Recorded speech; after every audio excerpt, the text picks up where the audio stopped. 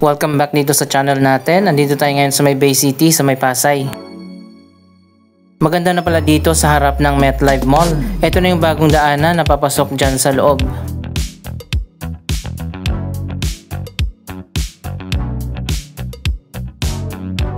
Anyway, kaya tayo pumunta dito sa Bay City dahil dito nga itinayo ang ilan sa mga bagong government buildings. Yan ang pupuntahan natin dun sa unahan. Isa pang bagong building ng Double Dragon ang matatapos na rin dito sa kanto ng EDSA Extension.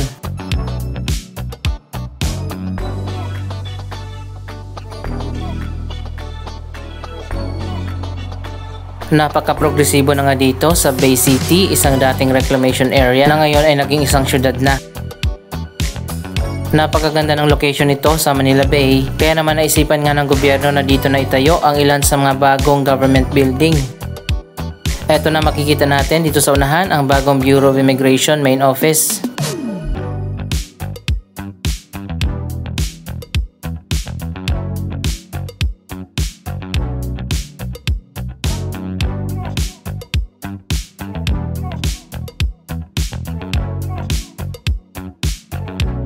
Finally natapos na nga ang construction. Ito na ang bagong opisina at headquarters ng Bureau of Immigration.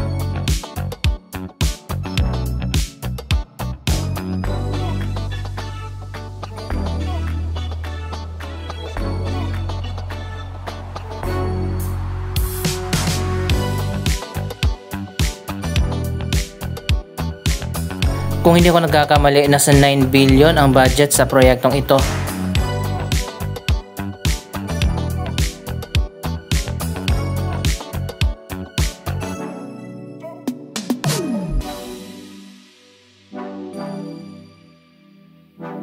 Dalawang building ang itinayo dito, isang main office at isang parking building.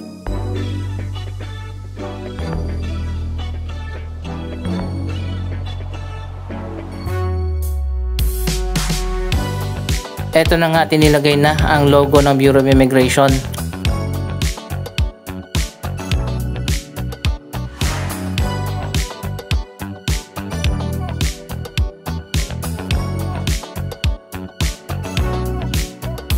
Isa pa sa mga development dito sa Bay City, ang mga bagong shopping mall. Isa na dyan ang W Mall.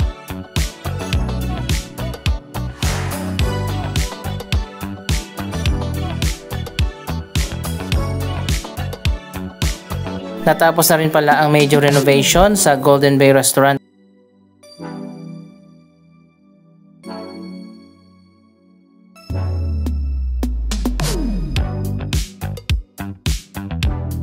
So ayun guys, kung napadaan kayo dito sa Macapagal Boulevard, pwede nyong bisitahin itong bagong W Mall.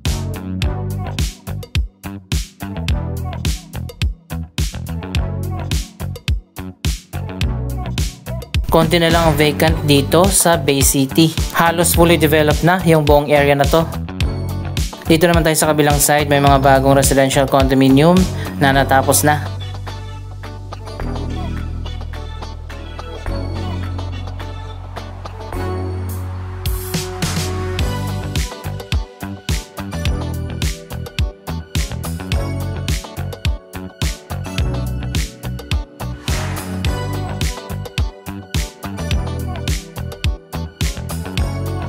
Dito tayo dadaan kasi yung likod nito ang location kung saan itatayo ang bagong headquarters ng COMELEC o Commission on Elections.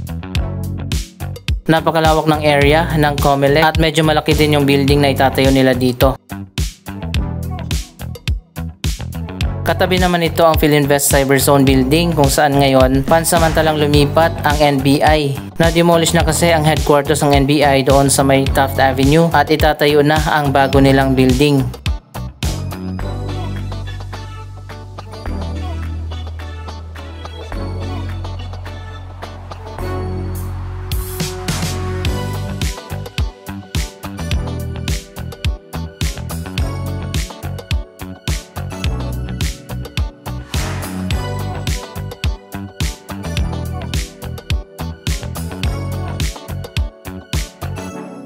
Nagkaroon na ng clearing dito sa tatayuan ng bagong COMELEC headquarters at isimula na nga ang construction sa pagtatayo ng bagong building. Dito naman sa building na yan, pansamantalang lumipat ang DFA o Department of Foreign Affairs kasi nga yung building nila dito sa May Macapagal isinarado muna para sa retrofitting. May gagawin pala na major rehabilitation kaya pansamantala muna silang lumipat dyan.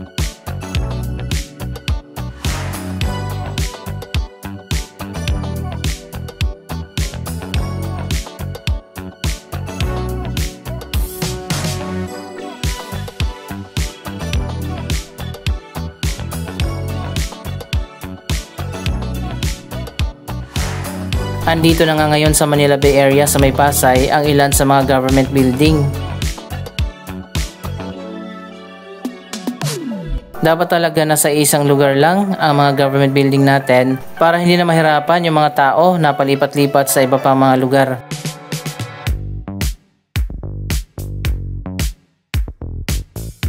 Ito naman ang bagong main office ng PRC, Professional Regulatory Commission. Tapos na yung building A at itatayo na ang building B.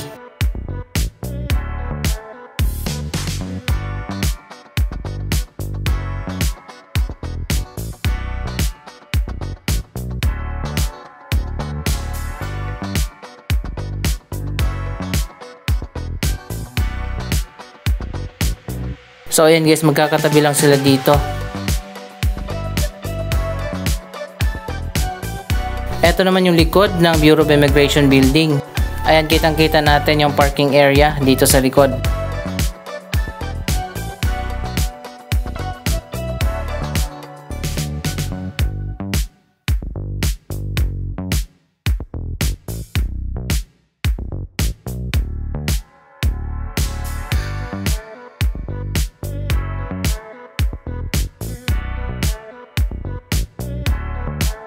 Mula sa main office ng Bureau of Immigration sa Intramuros, nilipat na sila dito.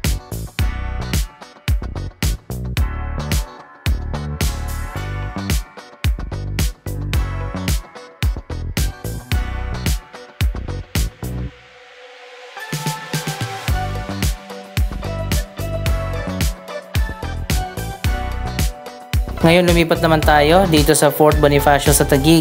Ito lang ang nakahiwalay sa lahat ng mga bagong government building. Dito kasi itinayo sa boundary ng Makati at Taguig ang bagong building ng Senado. Natapos na yung paglalagay ng mataas na pader dito sa creek.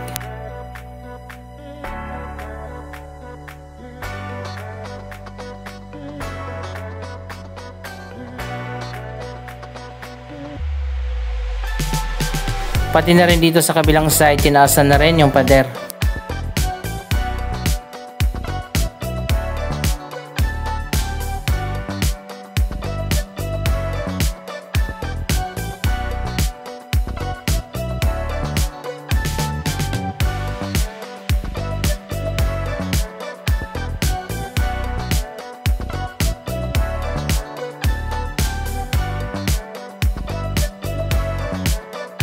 Pero after ng ilang taon na construction, hindi pa rin natapos ang new Senate building.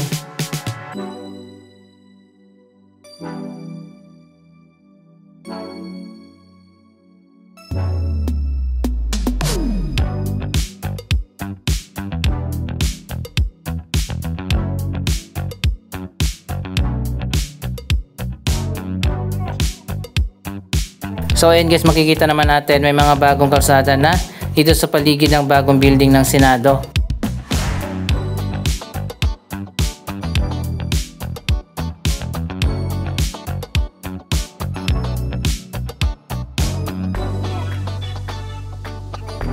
Mula sa original na budget na 8.9 billion pesos, posibleng umabot di umano sa 23 billion pesos ang kabuuang budget na kailangan para matapos ang proyektong ito.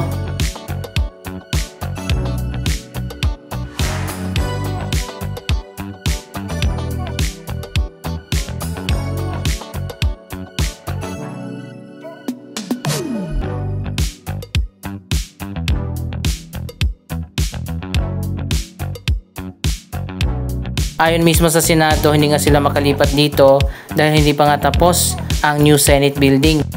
Lumobo na nga o tumaas ang construction cost nito dahil sa ilang taon din na pagka-delay ng proyekto.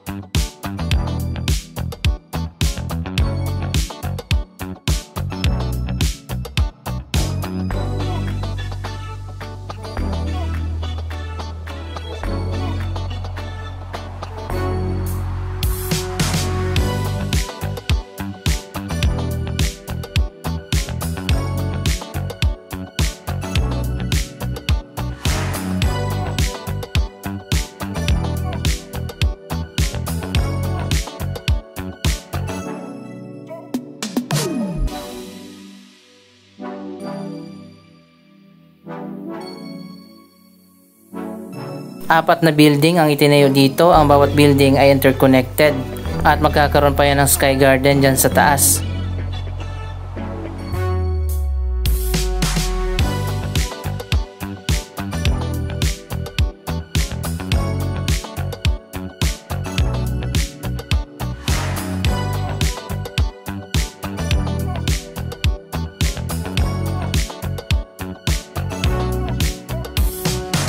Ang disenyo na ginawa ng AECOM ang nanalo sa isinagawa na design contest ng Senado.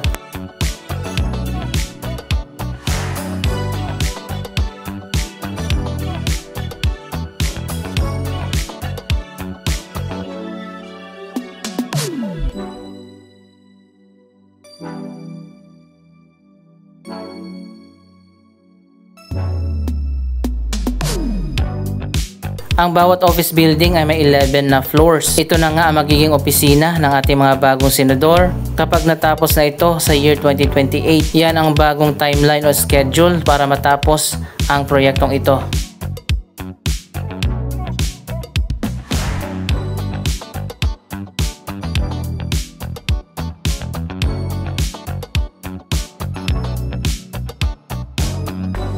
May future development din na katabi ng new Senate building. Dito sa unahan itatayo naman ang Metro Manila Subway Senate Station.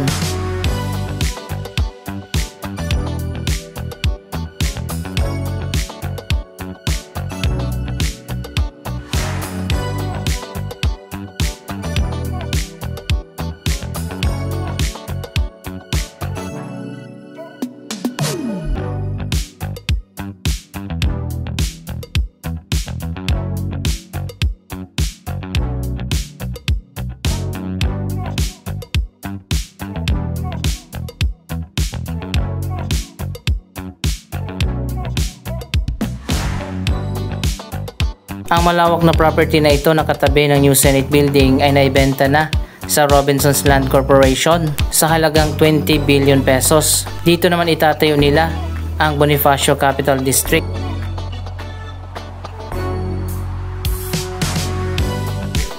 Ang proyekto na yan ang magko-complement dito sa bagong opisina ng Senado.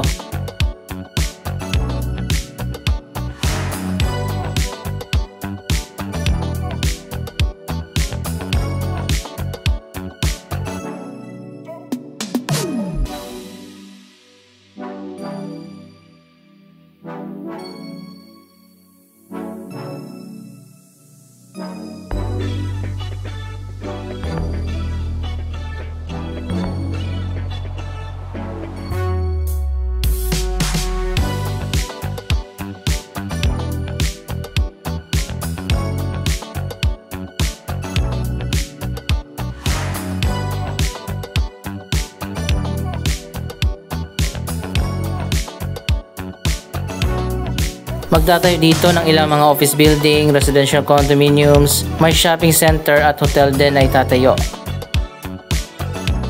Abangan din natin ang Bonifacio Capital District.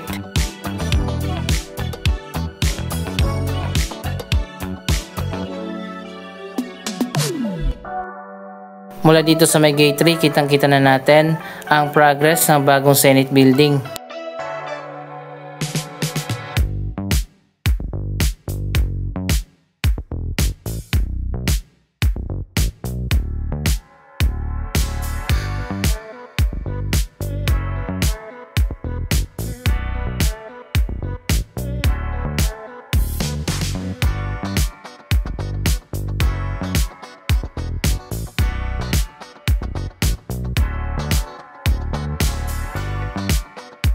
Anong masasabi nyo sa iba't ibang mga bagong government building? Mag-comment lamang dyan sa baba ng inyong mga reaksyon. Maraming salamat sa inyong panonood. Huwag kalimutan na i-like, i-share ang video ito at mag-subscribe. Thank you for watching!